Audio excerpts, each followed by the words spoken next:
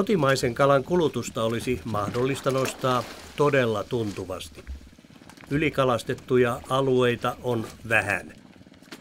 Onkin suorastaan kansallinen häpeä, että tuontikalan osuus kasvaa koko ajan. Kassilohen kasvatuskaan ei ole ongelmatonta. Norjassa mainostettiin, että kilosta roskakalaa saadaan kilo lohta. Väite ei ole totta. Oikea suhde on 2,7 kiloa rehua lohikiloa kohti. Mutta lohille syötetään myös silliä ja turskaa. Silli maksaa meillä Suomessa 3 kertaa enemmän kuin kassilohi. Miten tämä yhtälö mahtaa toteutua?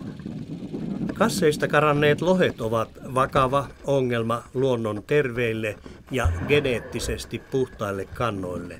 Kasseista on levinnyt myös loisia luonnon lohiin. Lohille on syötetty myös jättiannoksia venäläistä kalarehua, jonka puhtaudesta ei ole takeita. Ennen joulua kalastajien keskuudessa herätti ihmetystä lehtijuttu, joka ylisti kritiikittä norjalaista lohta 13 sivun voimalla ja veti jalat alta kotimaisilta kaloilta tyyliin hauki tökkii, made maistuu vain sydäntalvella. Tässä on kalaa noin 36 kiloa. Saaliin arvo noin 70. Kannattaako?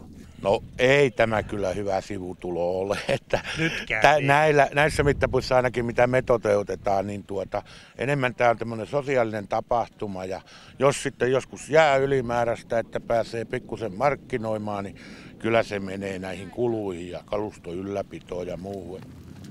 Että ei siinä paksuusi ole.